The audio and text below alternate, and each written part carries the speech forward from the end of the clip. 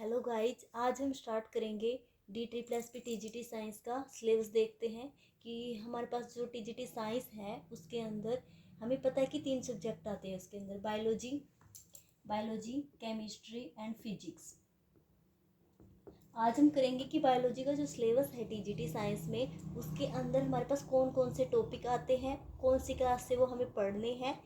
हम आज स्टार्ट कर रहे हैं। आई होप आपको समझ में आएगा कि कौन सा चैप्टर हमें कौन सी क्लास में से पढ़ना है। फिर हम देखते हैं कि जो हमारे पास टीजीटी साइंस का सिलेबस है बायोलॉजी का, उसमें हमें 6 to 10 हमें कंप्लीट एनसीईआरटी पढ़नी है। ये बोला जाता है, लेकिन हमें क्या होता है कि हम कंप्लीट नहीं पढ़ पाते, इतना टाइम हमारे पास नहीं होता। तो आज हम करेंगे कि अब स्पेसिफिक स्मार्ट स्टडी कैसे करें, कैसे टॉपिक पढ़ें और कैसे हम बायो को कंप्लीट कर सकते हैं। और हमें पता है कि जो टीजीटी साइंस है उसमें वैसे तो तीनों सब्जेक्ट आते हैं, physics, chemistry and bio, but जो बायोलॉजी है उसका पोर्शन क्या आता है, ज़्यादा।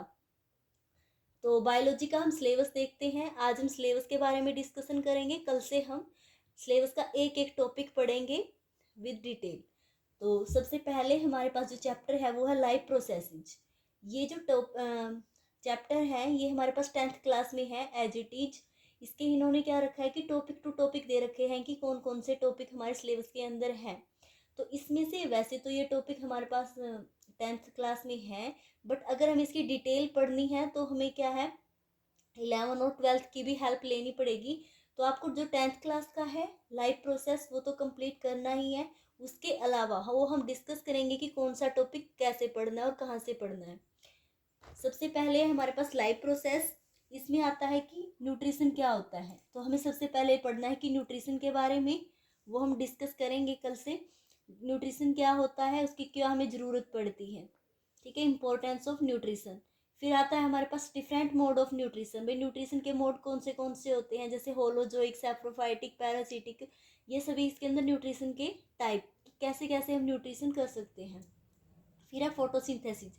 प्लांट के अंदर जो न्यूट्रिशन है ये एनिमल के अंदर भी पढ़ना है हमें और प्लांट्स के अंदर भी। जो न्यूट्रिशन है एनिमल्स के अंदर क्या होता है, ह्यूमन बीइंग के अंदर डाइजेस्टिव सिस्टम, उसमें ही आ जाता है न्यूट्रिशन में। फिर है फोटोसिंथेसिस, ये प्लांट के अंदर मिलता है। प्लांट के अंदर अगर न्यूट्रिशन पढ़ते हैं तो उसको फोटोसिंथेसिस बोल सकते हैं। फिर होलोजोइक न्यूट्रिशन होता है, उसके अंदर हमें स्टेप पढ़ने हैं कि कैसे कैसे होता है, ठीक है। फिर पढ़ते हैं हम रेस्पिरेशन। रेस्पिरेशन में हम एरोबिक भी पढ़ेंगे और एनारोबिक भी पढ़ेंगे, ठीक है। एरोबिक क्या होता है, ऑक्सीजन की प्रेजेंस में। एनारोबिक क्या होता है, एब्सेंस ऑफ ऑक्सीजन। रेस्पिरेशन की हमें कंप्लीट पढ़ना है, ह्यूमन बींग्स के अंदर भी कैसे होता है और एनिमल्स के अंदर भी।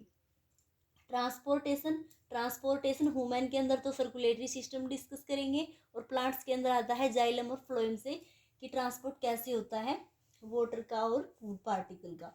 उसके बाद एक्सक्रिएशन, एक्सक्रिएशन में हम नेफ्रॉन्स पढ़ते हैं, वो हम ह्यूमन बींग के अंदर पढ़ते हैं।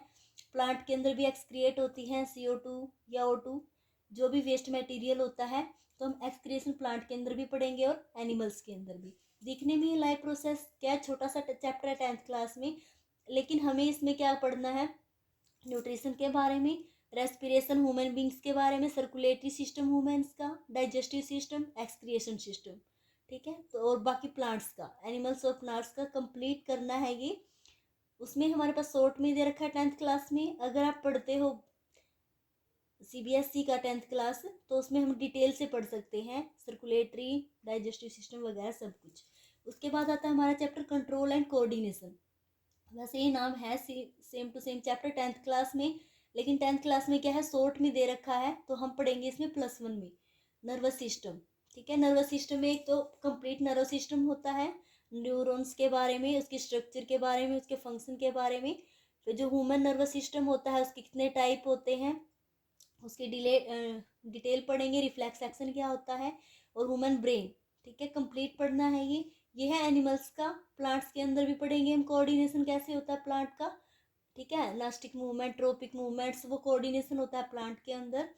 फिर पढ़ेंगे हम हार्मोन्स, प्लांट्स के भी हार्मोन पढ़ने हैं, ऑक्सिन, साइटोकाइनिन, और एनिमल के भी पढ़ने हैं, एक्सोक्राइन ग्लैंड होती है, एंडोक्राइन होती है, ठीक है। उसके बाद ये डिटेल में हमें 1-2 से पढ़नी है, 10th का तो हमें कंप्लीट करना है, ठीक है। उसके बाद आता है रिप्रोडक्शन। रिप्रोडक्शन हमारे पास 10th का भी है, 10th में शॉर्ट में है और +2 में भी है। तो रिप्रोडक्शन हमें 10th और +2 दोनों का ही डिटेल में करना पड़ेगा, ये इम्पोर्टेंट टॉपिक है और हाई स्कोरिंग है।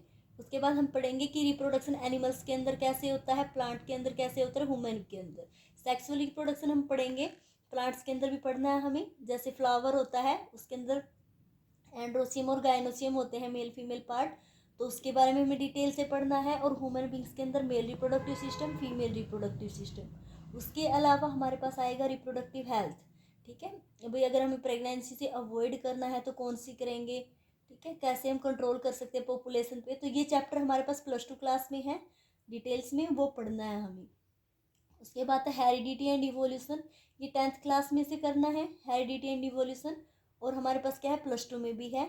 इसमें हमारे पास homologous organ, analogous organs, evolution कैसे होता है, उसकी हिस्ट्री वगैरह सब कुछ पढ़ना है हमें। फिर है ह्यूमन आई, ये हमें पढ़ना है सिर्फ 10th में से। ह्यूमन आई की स्ट्रक्चर पढ़नी है हमें, और डिफेक्ट्स और उसके करेक्शन, कि डिफेक्ट्स हैं हम कितने टाइप के होते हैं, उनको कैसे करेक्ट कर सकते हैं। फिर हमारे पास है सेल और टिश्यू, ये हम अगर 9th क्लास में से करेंगे डिटेल में तो हो जाएगा, हमें +1 से पढ़ने की ज़रूरत नहीं। उसके बाद डाइवर्सिटी, ये टॉपिक हमें प्लांट की डाइवर्सिटी भी पढ़नी है और एनिमल की, ठीक है। तो ये हमें 11 में से ही करना पड़ेगा, स्पीसीज, जीनस, ऑर्डर्स वगैरह होते हैं, कैसे डिवाइड होते हैं। उसके बाद है ह्यूमन हेल्थ एंड डिजीज, ये इंपॉर्टेंट टॉपिक है, चैप्टर है हमारा। इसके अंदर से हमारे पास 3-4 क्वेश्चंस बनते हैं, ठीक है। ये हम पढ़ेंगे +1 में से, ठीक है। कैसे हमारे पास बैक्टीरिया, वायरस कैसे डिजीज करते हैं, कैसे उनका क्योर करेंगे, किस डिजीज के क्या सिम्टम होते हैं ह्यूमन हेल्थ एंड डिजीज में। उसके बाद है इकोलॉजी, इकोलॉजी हमारे पास +2 में है, ये इम्पोर्टेंट है। जैसे अगर हम बात करें कौन सा pollution, green house effect, acid rain, सब कुछ हमारे पास इकोलॉजी के अंदर आते हैं, तो ये हमारा हाई स्कोरिंग चैप्टर है। उसके बाद है, ये था 10th +1 और +2 का। उसके बाद पढ़ेंगे हम 8th क्लास में 2-3 चैप्टर है important, synthetic fibre, improvement in food resources, ठीक है।